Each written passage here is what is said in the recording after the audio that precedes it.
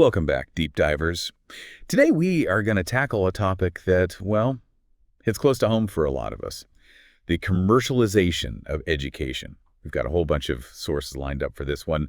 Personal stories, global comparisons, academic papers, even some firsthand accounts from, well, from teachers themselves.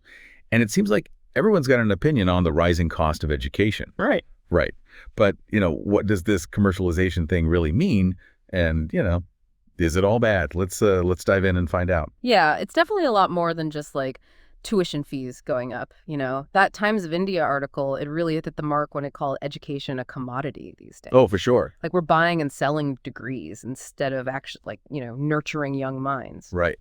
Have you ever felt that way yourself? Like No. you're being sold something instead of, mentored and guided? I know I've definitely felt that pressure, just kind of like, Yeah, it's like this bigger shift we're seeing, right? Privatization, market forces, all that. It's kind of like muscling its way into education. And that impacts, well, everything. The price tag, obviously, but also how things are taught, what subjects they even value, even the relationships between teachers and students, all that. speaking of teachers, Yeah. that Outlook article had this amazing story about Nadira, a 19-year-old who's practically running a whole school by herself in her village for underprivileged kids. Total passion project, right? Yeah. Teaching them everything, Yeah. basic literacy, science, the whole 9 yards. Yeah, that's incredible. But it also makes you think about, all those professional teachers out there, The Outlook article mentioned a UNESCO report that said 42% of teachers in India are working without contracts and making less than 10,000 euro a month. Whoa. Almost half of the people shaping young minds are dealing with that. That's insane. Mhm. And remember that Times of India piece about how education is getting so expensive that it's pricing families out. But then you see this Quora client where people are asking why teacher salaries are so low compared to other professions. Mhm. It just doesn't add up, right? Education costs more, but the people actually doing the teaching aren't seeing the benefits. So where's all the money going? Yeah, that's the million-dollar question, right? It shows this gap between what we say we value in education and how we actually treat the people doing the teaching. Absolutely. And to make things even crazier, the Times of India article mentioned that English teachers in South Korea can earn the equivalent of 75,000 a month. That's more than double what a lot of experienced teachers here make. Wow. So is that global competition biting us? Are we losing talent because other countries invest more? Oh, it's definitely playing a part, I think. Think about it. If Yeah. you were a talented teacher, wouldn't you be tempted to go where you're paid better and respected for your skills? That's true, yeah. Makes you wonder what we can learn from those countries. That Medium article even compared India to Luxembourg, where teachers with 15 years of experience can earn over 87 lakh a year. It's a totally different world compared to the 35,000 to 46,000 range that many Indian teachers fall into. Yeah, that gap is just, wow. It raises some big questions, What would it take for India to have that same level of respect and pay for teachers, and what kind of ripple effect would that have on the whole system? That's a good question. It's not all about the money, though, right? The Times of India piece also talked about how this commodification can actually stifle creativity. We're so focused on test scores and memorization that we're forgetting about, critical thinking and just a love for learning. Absolutely, that's huge. The iGEMS article even called modern education too business-oriented, and, when profit becomes the main goal, all those essential things like passion, social responsibility, just the joy of discovering new things, that all gets lost. It's like we're building robots instead of well-rounded humans, Exactly.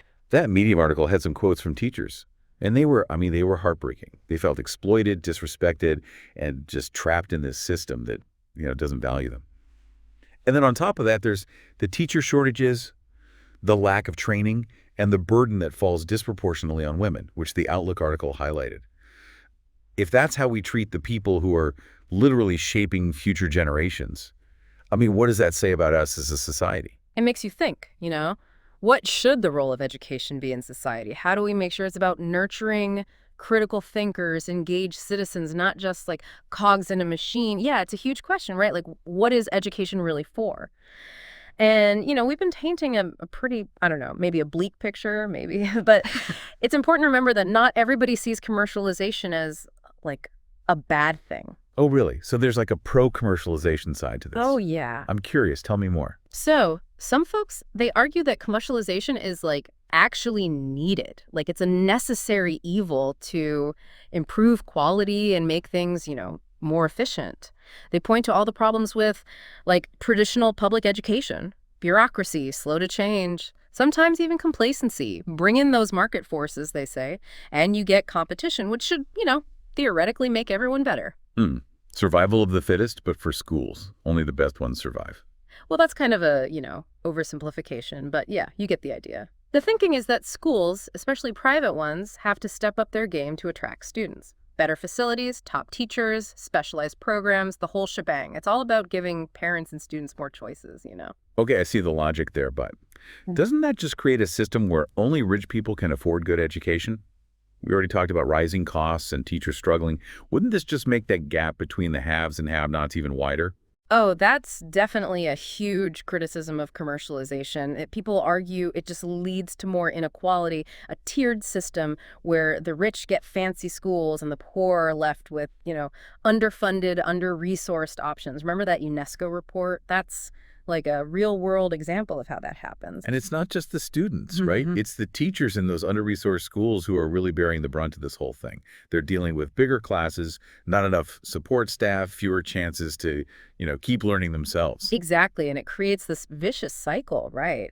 Overworked, underpaid teachers lead to struggling schools, which means the students don't get what they deserve, and so on. So it's like this tug of war, right? Ugh. On one side, you have people saying commercialization will make things better, and on the other side, people are saying it'll just make inequality worse. Yeah, it's complex, right? There are valid points on both sides. The reality is usually somewhere in the middle.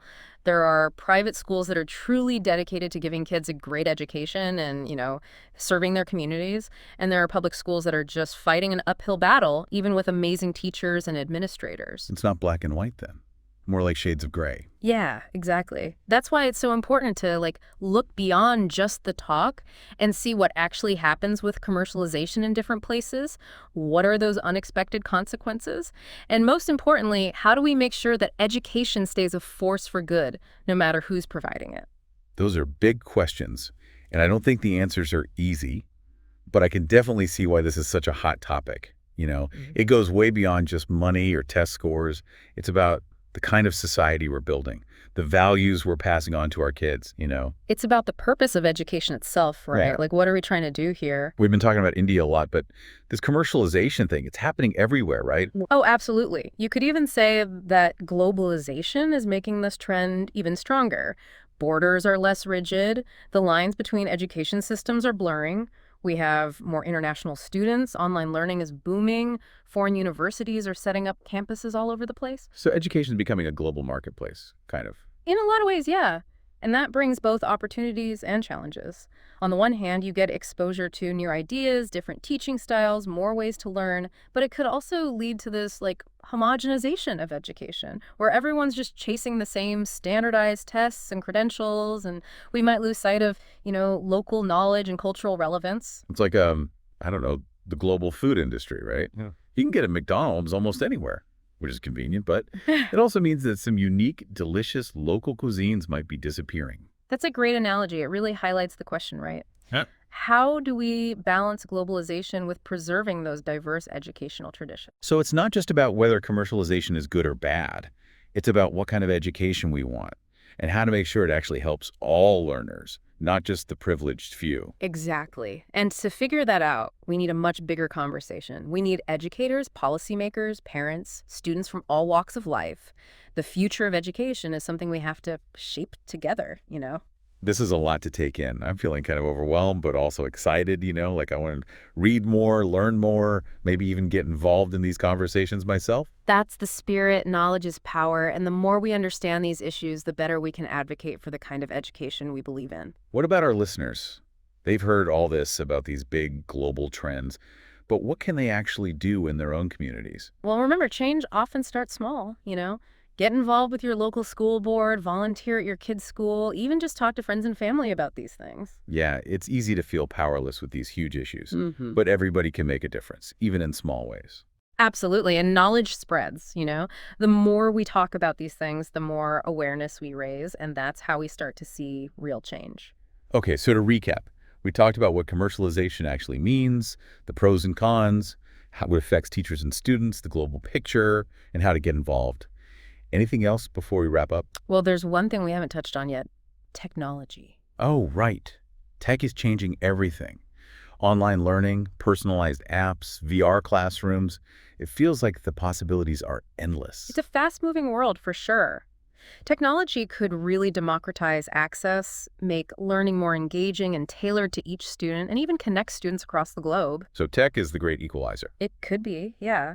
But we have to watch out for the downsides too. There's the digital divide, where people without access to technology or the internet get left behind.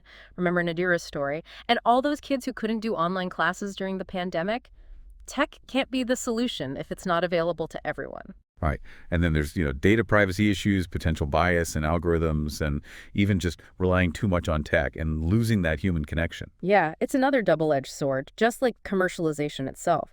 Technology is a powerful tool, but it's up to us to use it wisely and make sure it serves both learners and educators. My mind is officially blown. This deep dive has been a whirlwind of information, insights, and big questions. I've learned so much, and I'm sure our listeners have too. The deep dive is all about sparking curiosity, getting people thinking critically, and helping you, the listener, engage with the world in a more informed way. I hope we've done that today. Before we say goodbye, I have one final question for you. Knowing everything we've talked about today, what's your vision for the future of education?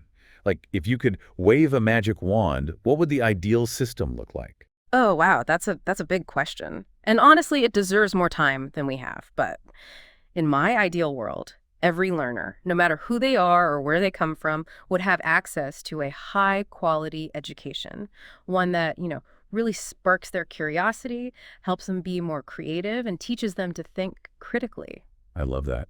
A system that truly values every single learner. And what about teachers? What would their role be in this, perfect world? Well, teachers would be, highly respected, valued for their knowledge and their commitment. They'd have the resources and the support they need to create those engaging learning environments, free from all the pressures and constraints we see today. A system that values both learners and educators. Now, that's a future worth fighting for. I think we've covered a ton of ground today, and I bet our listeners are walking away with a lot to think about. We've opened up this whole can of worms. The purpose of education, its real value, how to make it work for everyone, not just a select few. Any final thoughts before we wrap up? You pretty much nailed it, I think. This isn't just some, abstract policy debate. This is about real lives. Students, teachers, families, whole communities. The choices we make about education, they have this ripple effect way beyond just the classroom. For sure. And it's on each of us to, really engage with these issues, think critically about everything we're hearing and seeing. Yeah. And fight for the kind of education system we believe in. Yeah, I totally agree. We can't just sit back and do nothing. The stakes are too high. So as we wrap up this deep dive, I want to leave our listeners with one last thought, something to really chew on. We've talked about commercialization, the global landscape, the role of technology, but what about the individual, the learner at the heart of it all? Oh, that's right. The most important piece, and we often forget about it in all these discussions. Exactly. So dear listener, here's my question for you. In a world where education is increasingly shaped by, market forces and tech and global competition, how can you take control of your own learning journey? How can you make sure that education, no matter what it looks like, is actually serving your needs, your goals, your aspirations? That's a powerful challenge and a really important one to grapple with in the coming years, I think. Because at the end of the day, education isn't just about getting that degree or landing that job, right? It's about becoming the best version of yourself, broadening your horizons, and making a real difference in the world. And that's a journey worth taking, no matter what the education system looks like around you. Yeah, beautifully said. I think that's a perfect way to end it. I agree. So until next time, stay curious, keep learning, and never stop questioning the world around you. Thanks for joining us on The Deep Dive.